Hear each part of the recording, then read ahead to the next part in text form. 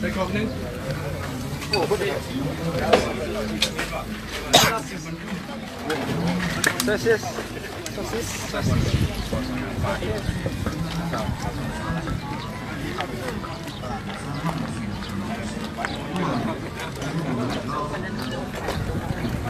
แพทมันคือมืดแทะหน้าจอขึ้นดูแสงสบายดีพี่น้องตอนนี้อยู่ญี่ปุ่นอยู่บุญลาวเด้อกำลังตำบักหุ่งขายเครื่องซ้ำได้ลองเพลงคุปีก อยู่บูธอันสถานทูตลาวเด้อเป็นมาอันซื้อตำบักหุ่ง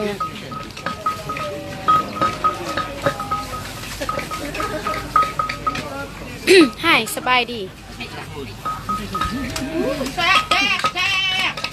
แซ่บอุ้ยซีเราซื้อตะมวนเด้อพี่น้องผลงานญี่ปุ่นแต่ว่านักห้องมาขายตะบะฮงมัดอายเฮาขายจับเงินตลอดอายเฮาขายดีอยู่ลาวยังบ่ตื่นดินี่นะตื่นสวยนี่พอ11 โมงตื่นแล้วตะบะฮงเบิ้ง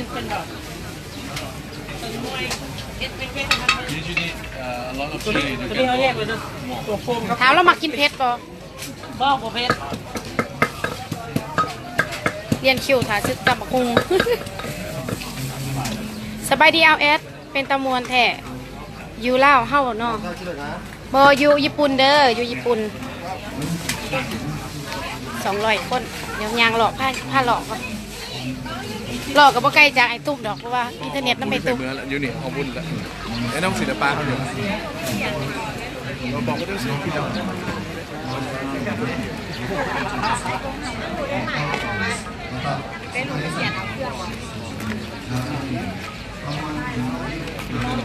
อาหารลาวแซ่บมันวะ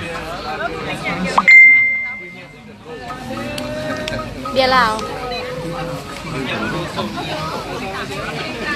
ภายในญี่ปุ่นกับว่าถามเขาจะชื่อยังครับจะแชร์มาซื้อเบียร์ลาว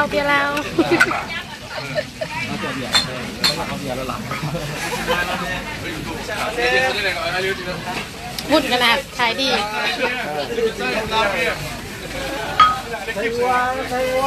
เจ้าว่าพี่ไปไหลซดไปสิตามบักฮุงตามกินบ่ตามขายบ่ตำขา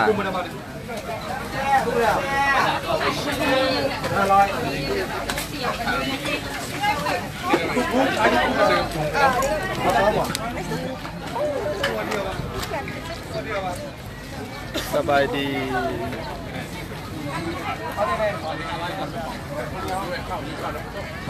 บูธอาหารลาวอยู่เชแป้งคนถาดซื้อตำบักหุ่ง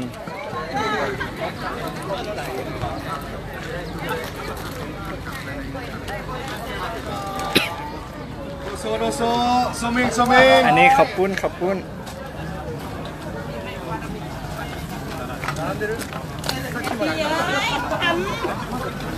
แพทย์กำลังตำบักหุ่งขาย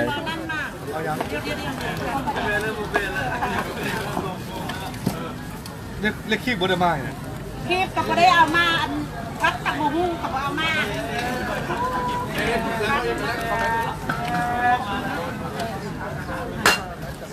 สบายดีอยู่ญี่ปุ่นแม่แล้วอยู่ญี่ปุ่นจักหน่อยห้องเพลงข้าวเหนียว300บาทข้าวเหนียว300บาท300หรือ200เอาข้าวปิ้งไปเลยมีข้าวจี้ทางประเด็กเด้อขอการกันเลยซื้อกันมาสบายดี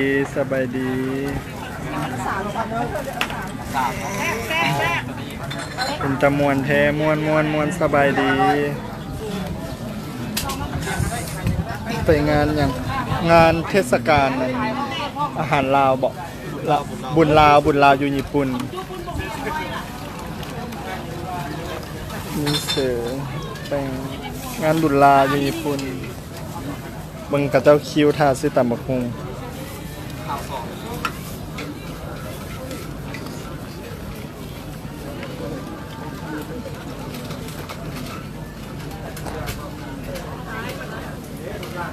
ไผ่ไม่คลิปทูได้ครับเป็นมัน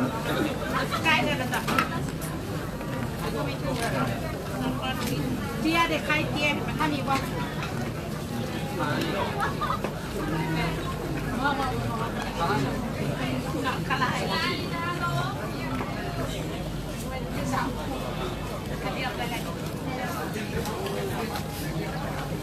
มันคือบนเรือนวะคอมเมนต์ ไล่มาไอ้ โอไฮโอสบายดี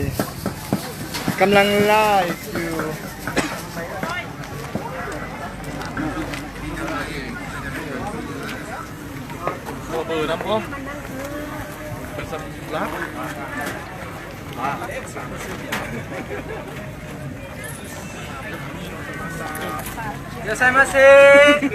อันนี้มีแต่คนลาวหมดเลย ได้ลาวเบียร์ที่มันได้เบียร์แล้วบิดกันทีละ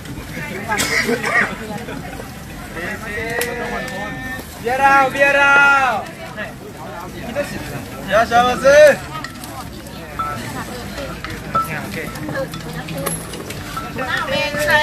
คือบอแม่ค่าสมัครคงขอโทษด้วยอ่านคอมเมนต์บ่ทันคอมเมนต์มันบ่เลื่อนขึ้นไปญี่ปุ่นก่อนมาอุดมไซต์นั่นแล้วสุดยอดบ่มีคนต่ำนะห้องไปต่ำซอย อยู่เมืองใดอันนี้อยู่เมืองใดวะ อยู่โตเกียวอยู่โตเกียวเด้อเบื้องหน้าโคตรแน่ เจียกับบุญเราเด้อ สบายดีเป็นตามวนเนาะมวนมันจะคนลาวคอมเมนต์มันบนเรือนเลยสบายดีติดตามสบายดีขายดีขายดีราชัยฉันมาเซ พูดอยู่นะเปียง ดีเด้อ อ๋อตูเล็กขนาด เปียง บุกเล็กอยู่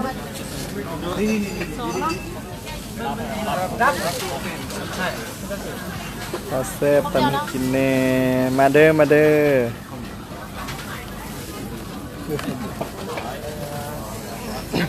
อันนี้อยู่ไสอยู่โยงิอยู่โยโยงิเด้อกดรอเนาะขอบใจวิสัยอยู่ญี่ปุ่นสบายดีประเทศใดประเทศญี่ปุ่นดีใจนำเด้อคนลาวมักอยู่สบายดีรอทักทายขอบใจมาเซอยากกินตำของไอแพดมา ประเด็นโฆษณาเด้อพี่น้องโอเคประเด็น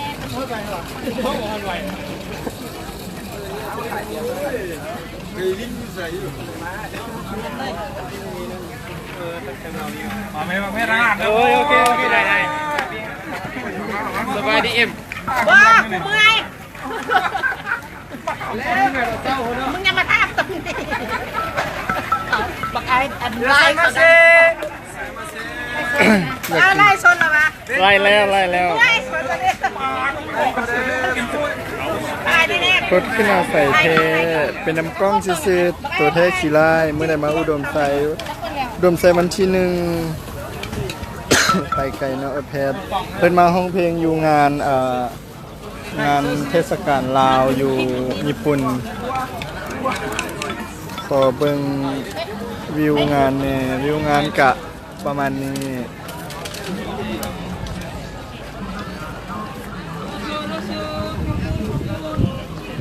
อันนี้เวที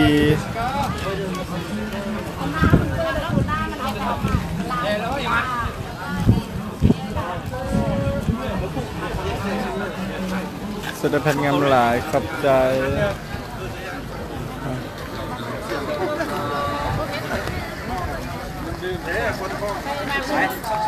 ยขอแห้งด้วยนะครับ ตัวไม่ใครจะมุงเว้นบอก เฮ็ดหยัง เว้นบอกใครใคร เห็นแล้วใครสารห้องแซนดี้ขายดีเหรอแล้วใส่มาเซ่อ้าวสวัสดีโค้ช สบายดี ได้แล้วป่ะเด่นฮะ บ่ ฮะ บ่ ตัวได้เหรอ ได้คือบ่ เอาได้เลยเข้าคนสนิท อันนี้ของแพทเป็นต่อกับไอ้ต้มคือบ่ ไอ้ตุ้ม เด้อก็ต่อได้อยู่ ได้ปะเสื่อมปะของเขาตัดออกอะไรนะตัดเสื่อมได้ปะแต่เน็ตมันมีสัก10 กว่ากิกตัวเตือน เขาโฆษณาแบบนี้น่ะ จักหน่อยได้ฟังเพลง ตอนนี้ บายดีบ่บายประเด็นไม่ เราก็มาบ่ ได้ทั้งอย่างก็ได้ โอ้ยังมาได้ ยังมากี่อยู่นะ ยังแปลว่ายังมาได้บ่ ฮะ ยังมา ขึ้นรถไฟแล้วก็มาโอ้อยากกินตำหุงด้วยเนาะ โฆษณาขายที่บอกจับไปซื้อขายดีขายดีอยากกินเสียงแล้ว มีแต่คนลาวล้วนๆเลยอยู่นี่เด้อ จะใส่มาสิ บรรยากาศ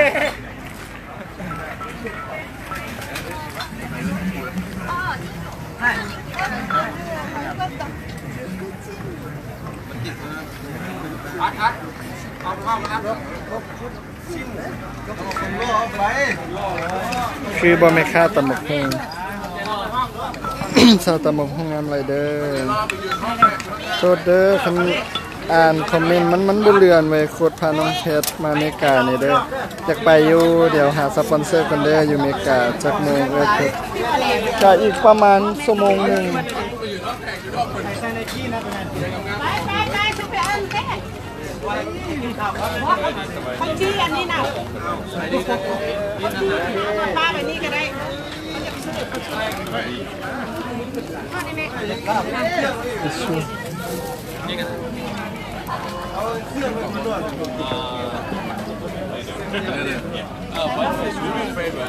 เรียกกับเงินน้อยจนอยู่ไหน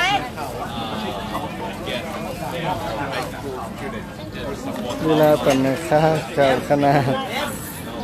สิบ่ปวดแขนบ่ปวด วันเข้าตอนนั้นยังใช่ไหม ระวังถึกเสือเด้อเออ เพชร100%เพชร No, we'll pay later. 18. ไม่ใหญ่หรอกไม่น้อยไม่ใหญ่หรอก The hot? No. I'll get those. Can you prepare? ตุ้มมาม่วงบอมีม่วง Okay. มีเพชรครับแล้ว Okay. งานเอียง Is it the same งาน price? บุญลาวอยู่ญี่ปุ่น บุญลาวอยู่ญี่ปุ่นอยู่เมืองอยู่โตเกียวอยู่โตเกียวสาวเพชรทำงานทั้งคืน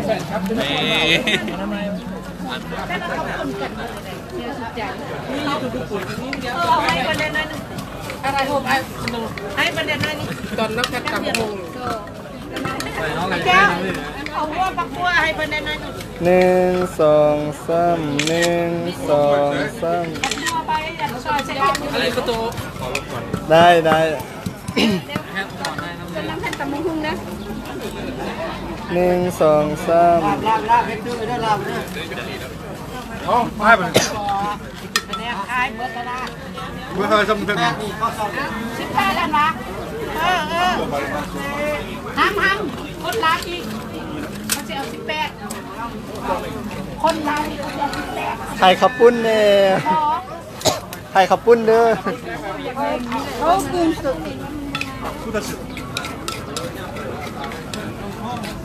ทรงผมโคตรกวนใจครับเดินสบายดี นี่เด็กสาวลูกเขย อ๋อสบายด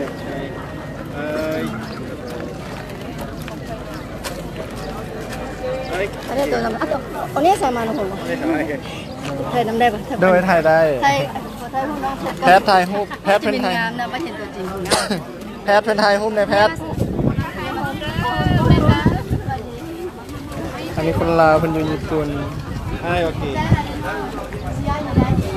เราอยู่ญี่ปุ่นนี่แหละแม่เลย เอาผู้ใดขอหอมนี่ชื่อให้หอมนี่นะ ไทยห้องน้ำชูน้ำเด้อนี่นะ นั่นน่ะเจ็ดคก ปาโช ตามประมาณ6กระสอบ4นั้นอ้าวใช่4 6นะ ข้างล่างข้างล่าง นับ ตกหน่อยหนึ่งเป็นหน่อยเดียว เม็ดหน่อยหนึงมี4 6ได้แบบตัน ขายตำมากว่าแม่นแล้วขายตำบ่ได้มาตำซอยเพิ่นสบายดีพี่น้องเบิดทุกคนให้บางสบายดีคิดฮอดเพิ่นจักหน่อยเดี๋ยว ไปพุทธวัฒนธรรมวันนี้อูนี่แกนี่แกนี่แกนี่ให้มาถ่ายรูปนี่มาซื้อตำบูมใส่เด้อ ตำลาว ว่าถ่ายแม่ตำสามเด้อตำ4แม่ตำ3อีหยัง ไม่ได้ทายเจ้าพระเจ้าทายผมทำคุณนะ กูนั่นแหละ ให้คนตำกุ้ง เข้าใส่ของมาโน่ โดยสบายดี ถ้าข้าเจ้าก็ขายเครื่องนะถ้าข้าเจ้าเอาบัตรมันมีบัตรตัวนึงมาแลกนะมีมูลค่า500เอาเลยแล้วมันแลกเข้าไปแลกมันมีวันแรกบางคนเขาใส่คูปองก็ได้เลย500เอาเลย แพทย์ไงหน้านี่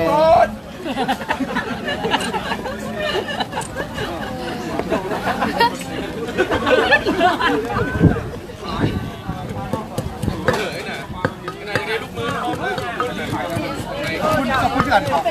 แพทย์ทำงานทั้งเก่งขอบใจขายดีแท้ขายดีอีหลีเพิ่นญี่ปุ่นเพิ่นกินตำบักหุ่งแทบประเภทเครื่องหน่วย ลาบปื้อ ตำบูมปื้อเด้อ ตำบักหุ่งปื้อไปว่าหยัง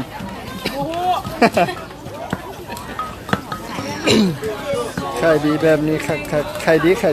โคกเท่าไหร่โคกละจาก 500 เยน 500 เยน จะบ่ได้หลายเด้ โคกหนึง500 เยนแพทย์งานน่ะ1 2 3 1 2 3อีกยายอีกบาทหนึงทำไม1 2 3โอเค เด้อใส่กล่องอยู่พี่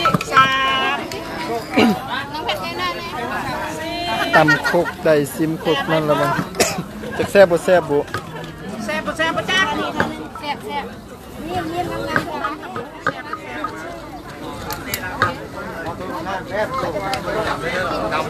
ดี๋ยวสิตำบ้านให้เขาหลาย บ่ตำแบบมันออกเปรี้ยวค่ะเปรี้ยวหวานจ้ะ ต้องส้มหวานเนาะ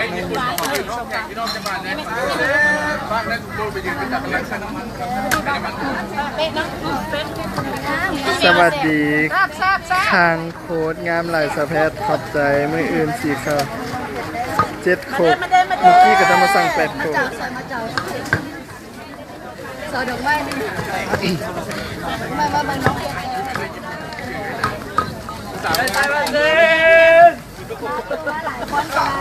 นเป็นโรคมันเป็นไร แต่แซ่บมันไทยใกล้ๆมัน แซ่บเด้อบ่แซ่บบ่แซ่บเด้อ บอกสะแพทย์จะซิมหลายสะแพทย์จะซิมหลายเด้อเดี๋ยวเจ็บท้องเพิ่นว่า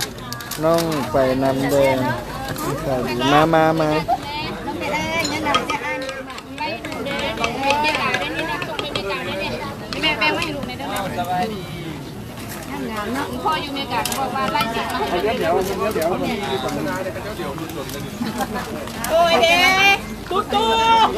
มาว่ากันที่ประเทศนี่มาเด้อ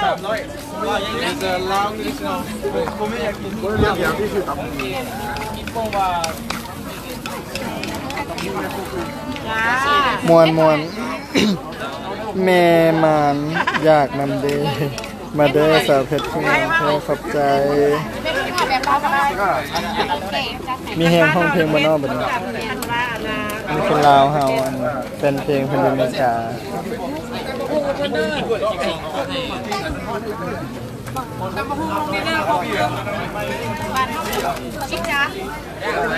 สบายดีว่า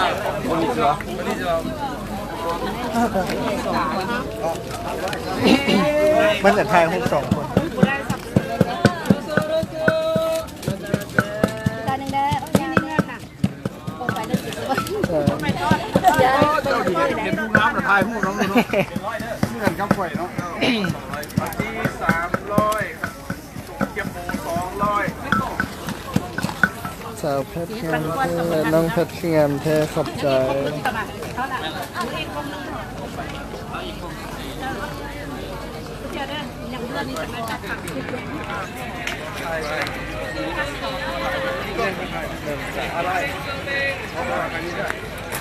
ปลาอยู่ญี่ปุ่น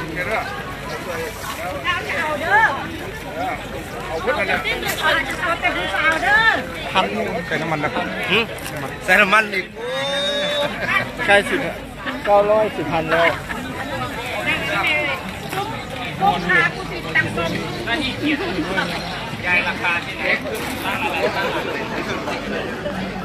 เราจะมองเคยเนี่ย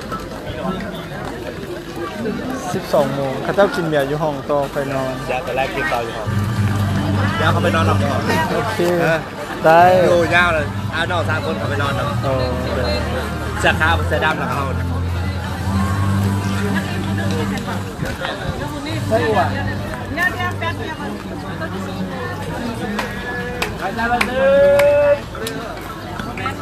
ใครดีโทษเด้อขอความคันอ่านบ่ทันมันบ่ค่อยขึ้น หนาบ่อยู่ญี่ปุ่นฮ้อนโคกละ500 เยนเป็นเงินราว30กว่าโคกละเท่าใดวะ500ตามอยู่ใส่อยู่ญี่ปุ่นเด้อเป็นเงินราวเท่าใดประมาณ40ว่ะ30ปลาย40 500 เยนเป็นเงินกีบเท่าใด 100 เยน100 เยนมันก็ตกอยู่3 บาทป่ะ100 เยนป่ะ เด้อ เพราะว่าพันเยนมันก็ตกอยู่300 กว่าบาท พี่พ่อเด้อ โดยสบายดี คนลาวเด้อมาเด้อสบายดีเด้อทุกคนได้เจอมื้อนี้แล้วนะมื้อบ่ได้มาเด้ ไปใส่มื้ออื่นอยู่ไกลบ่ ก็ไก่บ่ได้ไปแด่บ่อยู่คณะอยู่บ้านนี่นะอยู่บ้านคนลาวเขาอยู่จริงเอ้าก็อันนั้นยังส่งอันนี้หลายคนก็ยังส่งให้น้องที่ออกมาประกาศอยู่ได้ โอ้ เพื่อก็ยังไปคอมเมนต์ยังไปอันนั้นไปเอ็ดอยู่ตลอด โดยเพราะว่าย่านบ่มีงานมื้อนี้แล้วก็มื้ออื่นแล้วก็มื้อฮือก็กลับแล้วโดย น้องชายแค่เห็นว่านี่ค่ะรัฐมนตรีมานี่เด้ โอ้ กับคำลานี่เด้คำลานี่เพิ่งจะไปไทยอันน่ะมาอันพาเพิ่นมาเวียนแล้วก็เพิ่นไปเซิร์ฟมาแล้วก็ โดย มาเยี่ยมน้องแดแล้วมาหาน้องเกดแดเพราะว่าน้องสุนนี่มาน้องผู้ใหญ่เพิ่นรับไปหาเองมาอยู่นี่เลยที่เดี๋ยวนี้เอาของฝากมาฝากเด้อจะมาซื้อน้ำเด้อ โดยเข้าใจ ยาเยอะเสียด โดย กับคนหู้อยู่บ่เบิ่งอยู่บ่โทรทัศน์น่ะ บ่ได้เบิ่งนะ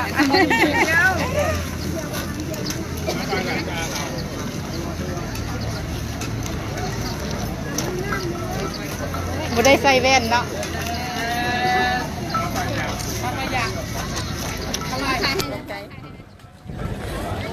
เสียสุดใจให้นำมื้อนั้นน่ะ